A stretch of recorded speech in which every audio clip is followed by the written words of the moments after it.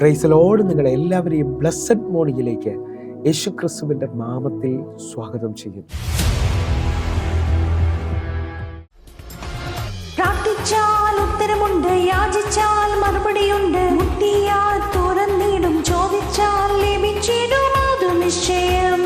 പ്രാർത്ഥിച്ചാൽ ഉത്തരമുണ്ട്, യാചിച്ചാൽ മറുപടിയുണ്ട്, മുട്ടിയാൽ തുറന്നിടും, ചോദിച്ചാൽ ലഭിച്ചിടും, അത് നിശ്ചയം. നിശ്ചയം നിശ്ചയം അത് നിശ്ചയം, വാക്കു പറഞ്ഞവൻ മാറുകില്ല. നിശ്ചയം നിശ്ചയം അത് നിശ്ചയം, വാഗ്ദത്തം തന്നവൻ അകലുകില്ല. പ്രാർത്ഥിച്ചാൽ ഉത്തരമുണ്ട്, യാചിച്ചാൽ മറുപടിയുണ്ട്, മുട്ടിയാൽ തുറന്നിടും, ചോദിച്ചാൽ ലഭിച്ചിടും, അത് നിശ്ചയം. പ്രിയരെ, അനുഗ്രഹിക്കപ്പെട്ട ഒരു പ്രഭാതം കൂടെ നമ്മുടെ ജീവിതത്തിൽ അനുവദിച്ചു തന്ന വലിയവനായ ദൈവത്തെ നമുക്ക് ഒരുമിച്ച് ചേർന്ന് നന്ദി പറയാം. എത്ര പേർ പറയും, ഞാൻ നിന്നതല്ല, എൻ്റെ ദൈവം നടത്തിയതാണ്. ഒന്നുകൂടെ പറഞ്ഞു കഴിഞ്ഞാൽ 2026 ഏപ്രിൽ മാസം 9-ാം തീയതി വരെ എന്നെയും എൻ്റെ കുടുംബത്തെയും കണ്ണിലെ കൃഷ്ണമണി പോലെ സൂക്ഷിക്കുകയും വിടുവിക്കുകയും ചെയ്ത വലിയവനായ ദൈവത്തിന് നന്ദി പറഞ്ഞുകൊണ്ട് ഈ പ്രഭാത ചിന്തയിലേക്ക് നമുക്ക് ഒരുമിച്ച് അടുത്തു വരാം. വിശ്വാസത്തിൽ വലിയ ദൈവപ്രവർത്തികൾ കണ്ടവർ. പ്രിയരെ, പ്രാരംഭവാക്യത്തിലേക്ക് വിശുദ്ധ മത്തായി എഴുതിയ സുവിശേഷം 8-ാം അധ്യായം അതിൻ്റെ 13-ാമത്തെ വാക്യം. പിന്നെ യേശു ശതാധിപനോട്, പോവുക, നീ വിശ്വസിച്ചതുപോലെ നിനക്ക് ഭവിക്കട്ടെ എന്ന് പറഞ്ഞു. ആ നാഴികയിൽ തന്നെ അവൻ്റെ ബാല്യക്കാരന് സൗഖ്യം വന്നു. പ്രിയരെ, ഈ പ്രഭാതത്തിൽ നാം ചിന്തിക്കുന്നത് വിശ്വാസത്തിൽ വലിയ അത്ഭുതങ്ങൾ കണ്ടവരെ കുറിച്ചാണ്. എന്നെ കേൾക്കുന്നവരെ, വിശ്വാസം കൂടാതെ ദൈവത്തെ പ്രസാദിപ്പിക്കാൻ കഴിയത്തില്ല എന്നുള്ളത് ഞാനും നിങ്ങളും തിരിച്ചറിയണം. എൻ്റെ നീതിമാൻ വിശ്വാസത്താൽ ജീവിക്കും. പൗലോസ് അപ്പോസ്തലൻ പറയാണ്, ഞങ്ങൾ കാഴ്ചയല്ല നടക്കുന്നത്, വിശ്വാസത്താൽ അത്രേ. എന്നെ കേൾക്കുന്നവരുണ്ടെങ്കിൽ ഈ പ്രഭാതത്തിൽ പൂർണ്ണമായി വിശ്വസിച്ചുകൊണ്ട് എനിക്ക് വേണ്ടി ദൈവം ചിലത് ചെയ്യാൻ പോകുന്നു എന്ന നമ്മുടെ വിശ്വാസം കൊണ്ട് നമ്മൾ പറയാൻ തുടങ്ങണം. നിങ്ങൾ ശ്രദ്ധിച്ചു നോക്കിയേ, ഞാൻ നിങ്ങൾ വായിച്ചു കേട്ട വാക്യം ശതാധിപനെ കുറിച്ചാണ്. ശതാധിപൻ 100 പേർക്ക് മുകളിൽ നിൽക്കുന്നവൻ. ഹല്ലേലൂയ. അവനും അധികാരത്തെക്കുറിച്ച് വലിയ അറിവുള്ളവൻ. അവൻ പറയുന്നു, എൻ്റെ ബാല്യക്കാരോട് ഞാൻ പറയുന്നത് അവർ പാലിക്കുകയാണ്, അല്ലെങ്കിൽ അവർ ചെയ്യുകയാണ്. ഞാൻ കണ്ടുമുട്ടിയ യേശു എല്ലാത്തിനകത്തും അധികാരമുള്ളവനാണെന്ന് തിരിച്ചറിയുകയാണ്. എന്നെ കേൾക്കുന്നവരെ, ഇതാ ശതാധിപൻ പറയുന്ന പദങ്ങൾ നിങ്ങൾ തിരിച്ചറിയണമെന്ന് ഓർപ്പിക്കുന്നു. 8-ാം അധ്യായം. അതിന് ശതാധിപൻ, കർത്താവേ, നീ എൻ്റെ പുരയ്ക്കകത്ത് വരുവാൻ ഞാൻ യോഗ്യനല്ല, ഒരു വാക്ക് മാത്രം കൽപ്പിച്ചാൽ എൻ്റെ ബാല്യക്കാരന് സൗഖ്യം വരും. ഇതാ ശതാധിപൻ വിശ്വാസത്താൽ അത്ഭുതത്തെ കാണുന്നത് എങ്ങനെയെന്ന് ചോദിച്ചാൽ, ശതാധിപൻ പറയുകയാണ്, അങ്ങൻ്റെ പുരയ്ക്കകത്ത് വരാൻ ഞാൻ യോഗ്യനല്ല. ശതാധിപൻ്റെ പുര ചെറുതായത് കൊണ്ടല്ല, ശതാധിപൻ്റെ വിശ്വാസം വലുതായതുകൊണ്ടാണ്. യേശുവിൻ്റെ വാക്കുകൾക്ക് വലിയ അധികാരമുണ്ടെന്ന് ഇതാ ശതാധിപൻ വെളിപ്പെടുത്തുകയാണ്. എന്നെ കേൾക്കുന്നവർ, ഈ പ്രഭാതത്തിൽ നിങ്ങൾ വിശ്വസിക്കാമെങ്കിൽ എൻ്റെ കർത്താവിൻ്റെ വചനത്തിന്, എൻ്റെ കർത്താവിൻ്റെ ശബ്ദത്തിന് വലിയ അധികാരമുണ്ട്. നിങ്ങളുടെ അവസ്ഥകൾക്ക് ദൈവവചനത്തിന്, ദൈവശബ്ദത്തിന് മാറ്റം കൊണ്ടുവരാൻ കഴിയും. ശതാധിപനെ നോക്കി യേശു കർത്താവ് പറയാണ്, നാം വായിച്ചു കേട്ട വാക്യം, നിന്റെ വിശ്വാസം പോലെ നിനക്ക് ഭവിക്കട്ടെ. എന്നെ കേൾക്കുന്നവർ ഈ പ്രഭാതത്തിൽ ഒന്ന് ഉറച്ചു പറയണം, എൻ്റെ വിശ്വാസം പോലെ എനിക്ക് ഭവിക്കുവാൻ പോവുകയാണ്. ഹല്ലേലൂയ. ആരെങ്കിലും ഭയപ്പെടുന്നവരോ ഭാരപ്പെടുന്നവരോ ഉണ്ടെങ്കിൽ ഇന്ന് കർത്താവിനെ ആടി ഉറച്ച് വിശ്വസിക്കണം. നിന്റെ വിശ്വാസമാണ് നിനക്ക് വേണ്ടി വെളിപ്പെട്ട് വരാൻ പോകുന്നത്. 2-ാമത്തെ വ്യക്തിത്വം നാം നോക്കിയാൽ കനാന്യ സ്ത്രീയാണ്. മത്തായിയുടെ സുവിശേഷം 15-ാം അധ്യായം അതിൻ്റെ 28-ാമത്തെ വാക്യം. സ്ത്രീയെ, നിന്റെ വിശ്വാസം വലുത്, നിന്റെ ഇഷ്ടം പോലെ നിനക്ക് ഭവിക്കട്ടെ എന്നുത്തരം പറഞ്ഞു. ആ നാഴിക മുതൽ അവളുടെ മകൾക്ക് സൗഖ്യം വന്നു. ആദ്യ ശതാധിപൻ പറയുകയാണ്, നിന്റെ വിശ്വാസം പോലെ നിനക്ക് ഭവിക്കട്ടെ എന്ന് പറയുമ്പോൾ ഇതാ കനാന്യ സ്ത്രീയോട് പറയുകയാണ്, സ്ത്രീയെ, നിന്റെ ഇഷ്ടം പോലെ നിനക്ക് ഭവിക്കട്ടെ. അവൾ ഏത് കാര്യത്തിനകത്താണോ ആഗ്രഹിച്ച്, അല്ലെങ്കിൽ അവളുടെ മകളുടെ വിടുതലിന് വേണ്ടിയാണ് അവൾ കർത്താവിൻ്റെ അടുക്കിലേക്ക് വരുന്നത്. മകൾ ഭൂതോപദ്രവത്താൽ ഭാരപ്പെടുകയായിരുന്നു. എന്നാൽ അവളുടെ ഇഷ്ടം സാധിപ്പിക്കുവാൻ അവളുടെ വിശ്വാസത്തിന് സാധിച്ചു. നിങ്ങൾ ഈ പ്രഭാതത്തിൽ എത്ര പേർ ആഗ്രഹിക്കുന്നുണ്ട്? എൻ്റെ കൂടെ ഒന്ന് ചേർന്ന് പറയാമോ, എൻ്റെ ഇഷ്ടങ്ങൾ ഇതാണ്, കർത്താവിൽ നിന്ന് പ്രാപിക്കാൻ കഴിയും. നിങ്ങളുടെ ഉയർന്ന തലത്തിലെ വിശ്വാസം വെളിപ്പെട്ടാൽ നിങ്ങളുടെ ഇഷ്ടങ്ങളെ ദൈവം ചെയ്തു തരും. നിൻ്റെ ആഗ്രഹങ്ങളെ സാധിപ്പിക്കുന്ന ഒരു ദൈവത്തെയാണ് ഈ പ്രഭാതത്തിൽ ഞാൻ നിങ്ങളുമായി പങ്കുവയ്ക്കുന്നത്. 3-ാമത്തെ വ്യക്തിത്വത്തിലേക്ക് നമ്മൾ വരികയാണ്. 3-ാമത്തെ വ്യക്തിത്വം മർക്കോസിന്റെ സുവിശേഷം 5-ാം അധ്യായം അതിൻ്റെ 34-ാമത്തെ വാക്യം. അവൻ അവളോട്, മകളെ, നിന്റെ വിശ്വാസം നിന്നെ രക്ഷിച്ചിരിക്കുന്നു, സമാധാനത്തോടെ പോയി ബാധ ഒഴിഞ്ഞ് സ്വസ്ഥമായിരിക്കുക എന്ന് പറഞ്ഞു. ഇവിടെ ഈ വാക്യം ശ്രദ്ധിക്കുമ്പോൾ ഒരു വലിയ ആഴം കാണാൻ കഴിയുന്നു. 12 വർഷമായി രക്തസ്രാവമുള്ളവൾ കർത്താവിൻ്റെ തൊങ്ങൽ തൊട്ടുകൊണ്ട് സൗഖ്യം പ്രാപിക്കുകയാണ്.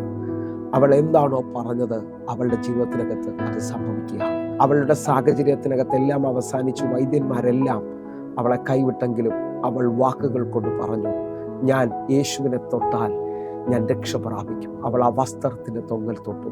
ആ തൊട്ട മാത്രയിൽ യേശുവിൽ നിന്ന് ശക്തി പുറപ്പെട്ടതായി കാണുന്നു. യേശു അവളോട് പറയുന്ന പദമാണ്, മകളെ, നിന്റെ വിശ്വാസം നിന്നെ രക്ഷിച്ചിരിക്കുന്നു, ബാധ ഒഴിഞ്ഞ് സ്വസ്ഥമായിരിക്കുക. എന്നെ കേൾക്കുന്നവരെ, വിശ്വാസം രക്ഷിക്കുന്നതാണ്. വിശ്വാസം ഈ പ്രഭാതം മുതൽ പറയാൻ തുടങ്ങിയാൽ നിങ്ങളുടെ ജീവിതത്തിനകത്ത് ഇതുവരെയും കാണാത്ത ഡോറുകൾ ഓപ്പൺ ആകാൻ തുടങ്ങും. വിശ്വസിക്കാൻ പറ്റുമെങ്കിൽ നിങ്ങളുടെ വിശ്വാസം നിങ്ങളെ തളർത്താൻ പോകുകയല്ല, നിങ്ങളുടെ വിശ്വാസം നിങ്ങളെ രക്ഷിക്കുവാൻ പോവുകയാണ്. എൻ്റെ കൂടെ ചേർന്നുകൊണ്ട് കർത്താവിൽ ആഴമായി വിശ്വസിക്കുന്നവർ പറഞ്ഞാട്ടെ. 1, വിശ്വാസം നമ്മുടെ ജീവിതത്തിൽ ഭവിക്കും. 2, ഇഷ്ടം വെളിപ്പെട്ട് വരും. 3, എന്നെ കേൾക്കുന്നവരെ, ഇതാ വിശ്വാസം നിന്നെ രക്ഷിക്കാൻ പോവുകയാണ്. 4-മത്തത് ഈ 36-ാമത്തെ വാക്യത്തിൽ യേശു കർത്താവ് യായിറോസിനോടുകൂടെ പറയുന്നതാണ്. യായിറോസ് ഹല്ലേലൂയ തൻ്റെ പാരമ്പര്യം നോക്കാതെ, തൻ്റെ സാഹചര്യം നോക്കാതെ, തൻ്റെ പ്രമാണിത്വം നോക്കാതെ, പട്ടണത്തെ നോക്കാതെ യേശുവിൻ്റെ കാൽക്കൽ വന്ന് വീഴുകയാണ്. കാൽക്കൽ വന്ന് താൻ അപേക്ഷിച്ച വിഷയത്തിനകത്ത് അപേക്ഷയിൽ ഉപേക്ഷിക്കാത്തവൻ തൻ്റെ കൂടെ പറയുന്ന പദം ശ്രദ്ധിക്കണമേ. താൻ പ്രാർത്ഥനയിൽ യേശുവുമായി തൻ്റെ ഭവനത്തിലേക്ക് പോകുമ്പോൾ വീട്ടിൽ നിന്ന് ആൾ വന്ന് പറയുകയാണ്, എല്ലാം അവസാനിച്ചു കഴിഞ്ഞു, എല്ലാം തീർന്നു കഴിഞ്ഞു. പക്ഷെ നിങ്ങൾക്ക് ഒരുമിച്ചൊന്ന് വിശ്വസിക്കാൻ പറ്റുമെങ്കിൽ ഇതാ യേശു കർത്താവ് യായിറോസിനോട് പറയുകയാണ്. 36-ാമത്തെ വാക്യം, മാർക്കോസിന്റെ സുവിശേഷം 5-ാം 36-ാമത്തെ വാക്യം. യേശു ആ വാക്ക് കാര്യമാക്കാതെ പള്ളിപ്രമാണിയോട് ഭയപ്പെടേണ്ട, വിശ്വസിക്കുക മാത്രം ചെയ്യുക എന്ന് പറഞ്ഞു. നിങ്ങൾ നോക്കേ, യേശു കർത്താവ് ഇതാ പള്ളിപ്രമാണിയോട് പറയുകയാണ്, അല്ലെങ്കിൽ യായിറോസിനോട് പറയുകയാണ്, നീ ഭയപ്പെടേണ്ട, വിശ്വസിക്കുക മാത്രം ചെയ്യുക. അവസാനിച്ചെന്ന് പറയുന്ന ഒത്തിരി വിഷയങ്ങളില്ലേ, തീർന്നെന്ന് പറയുന്ന ഒത്തിരി വിഷയങ്ങളില്ലേ, ഇതാ 4-ാമത്തെ തലം ഞാൻ നിങ്ങളോട് വിളിച്ചു പറയുന്നു. നിങ്ങൾ വിശ്വസിക്കാൻ പറ്റുമെങ്കിൽ തീർന്ന ചില മേഖലകളിൽ, അവസാനിച്ച ചില മേഖലകളിൽ ഇന്ന് വലിയ വഴികൾ തുറക്കാൻ പോവുകയാണ്. വലിയ അത്ഭുതങ്ങൾ സംഭവിക്കാൻ പോവുകയാണ്. പച്ചവെള്ളത്തെ വീഞ്ഞാക്കിയ, ഒഴിഞ്ഞ പടകിനെ നിറച്ച, മരിച്ച ലാസറിനെ നാറ്റം വെച്ചവനെ 4-ാമത്തെ ദിവസം വിളിച്ച് അത്ഭുതത്തോടെ പുറത്തു കൊണ്ടുവന്നവൻ നിന്റെ ജീവിതത്തിനകത്തും അവസാനിച്ചെന്ന് പറയുന്ന ചിലത് ഈ പ്രഭാതത്തിൽ വിളിച്ചു പുറത്തു കൊണ്ടുവരാൻ പോവുകയാണ്. എന്നെ കേൾക്കുന്നവർ, ഈ 4 തലങ്ങൾ നമ്മൾ തൊടുമ്പോൾ യേശു കർത്താവ് എന്നോട് നിങ്ങളോട് പറയാണ്, ആത്മാവിൽ നിറഞ്ഞാൽ, പരിശുദ്ധാത്മാവിൻ്റെ സഹായത്തിൽ ജീവിക്കാൻ പറ്റുമെങ്കിൽ യേശു ചെയ്തതിനേക്കാൾ വലിയ അത്ഭുതങ്ങൾ നിങ്ങൾക്ക് ചെയ്യുവാൻ കഴിയും. ഇന്ന് എന്നെ കേൾക്കുന്നവരെ, പരിശുദ്ധാത്മാവിൻ്റെ സഹായം, പരിശുദ്ധാത്മാവാണ് നമ്മെ നിത്യത വരെ മുദ്രയിട്ടിരിക്കുന്നത്, പരിശുദ്ധാത്മാവാണ് നമ്മെ വഴി നടത്തുന്നത്. അങ്ങനെ വിശ്വസിക്കുന്ന ഓരോ ദൈവമക്കളും എൻ്റെ കൂടെ ചേർന്നുകൊണ്ട് ഈ വാക്യത്തെ നമ്മൊന്ന് ചേർന്ന് വായിച്ചുകൊണ്ട് നമുക്ക് ഒരുമിച്ച് വിശ്വസിക്കാം. വലിയ വാതിൽ തുറക്കാൻ പോകും. യോഹന്നാന്റെ സുവിശേഷം 14-ാം അധ്യായം അതിൻ്റെ 12-ാമത്തെ വാക്യം. ആമേൻ, ആമേൻ, ഞാൻ നിങ്ങളോട് പറയുന്നു, ഞാൻ ചെയ്ത പ്രവൃത്തി എന്നിൽ വിശ്വസിക്കുന്നവനും ചെയ്യും. ഞാൻ പിതാവിൻ്റെ അടുക്കൽ പോകുന്നത് കൊണ്ട് അതിൽ വലുതും അവൻ ചെയ്യും. ഈ വാക്യം നാം ശ്രദ്ധിക്കുമ്പോൾ തന്നെ റോമാലേഖനം 12-ാം അധ്യായം 3-ാമത്തെ വാക്യം പറയാണ്, വിശ്വാസത്തിൻ്റെ അളവ് പങ്കിട്ടതുപോലെ. എന്നെ കേൾക്കുന്നവരെ, ഓരോ വ്യക്തികളുടെ മേളിലും വിശ്വാസത്തിൻ്റെ അളവിന് വ്യത്യാസമുണ്ട്. ഞാൻ നിങ്ങളും വായിച്ചു കേട്ട 4 വ്യക്തിത്വങ്ങളെ കുറിച്ച് കേട്ടു. ഈ പ്രഭാതത്തിൽ അധികം വിശ്വസിക്കാൻ പറ്റുമെങ്കിൽ നിങ്ങളുടെ മുമ്പിൽ നിൽക്കുന്ന മലയെ നിങ്ങൾക്ക് നീക്കുവാൻ കഴിയും. നിങ്ങളുടെ മുമ്പിൽ നിൽക്കുന്ന കാട്ടത്തിയോട് കടലിൽ പോയി ചാടുവാൻ പറഞ്ഞാൽ സംഭവിക്കും.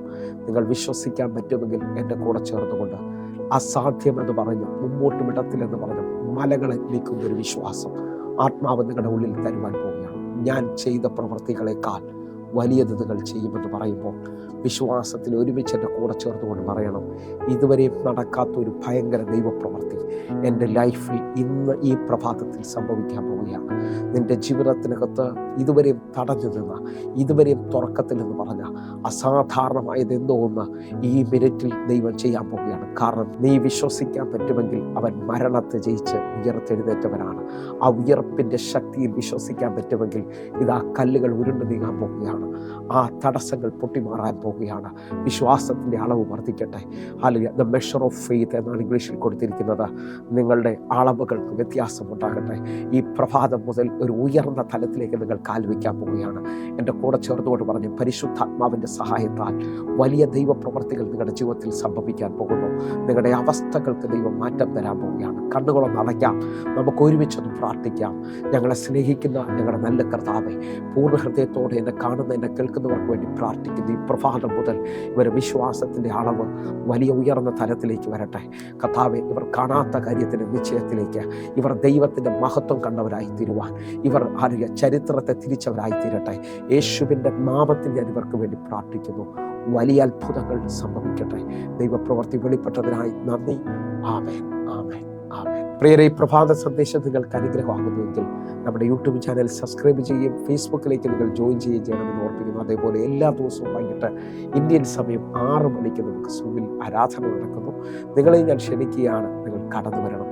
ഹല്ലേലൂയ. എങ്കിൽ അടുത്ത ദിവസം കാണും വരെ വലിയവനായ ദൈവം നിങ്ങളെ സഹായിക്കുമാറാകട്ടെ. God bless you. ആമേൻ.